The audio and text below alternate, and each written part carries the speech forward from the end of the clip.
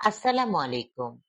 হাম নিয়ে আমাদের সমাজে কিছু ভ্রান্ত ধারণা বা কুসংস্কার প্রচলিত আছে, যা শিশুদের স্বাস্থ্যের জন্য ঝুঁকিপূর্ণ হতে পারে। হাম শুধু বাচ্চাদের হয় না, এটি একটি ভ্রান্ত ধারণা। হাম যে কোনো বয়সের মানুষের হতে পারে। হাম ছোঁয়াচে নয়, ধারণাটি সম্পূর্ণ ভুল।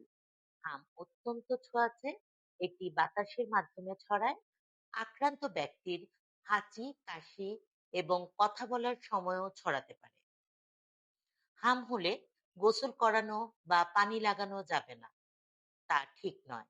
প্রতিদিন গোসল বা হাত পা মুছে দিতে হবে, কারণ তাতে শরীরের তাপমাত্রা সহ চুলকানি কম হবার সম্ভাবনা থাকে। পরিষ্কার পরিচ্ছন্নতা খুব বেশি জরুরি। রোগীকে অন্ধকার ঘর বা বদ্ধ ঘরে রাখতে হবে, এটি একটি ভ্রান্ত ধারণা। পর্যাপ্ত আলো বাতাস চলাচল করে এমন পরিষ্কার পরিচ্ছন্ন ঘরে রাখতে হবে। হাম সাধারণ রোগ, এমনিতেই ভালো হয়ে যাবে, এই ধারণাটি সম্পূর্ণ ভুল। হাম সাধারণ কোনো রোগ নয়। সঠিক চিকিৎসা না হলে নিউমোনিয়া, মস্তিষ্কের প্রদাহ, অন্ধত্ব বা এমনকি মৃত্যুর কারণও হতে পারে।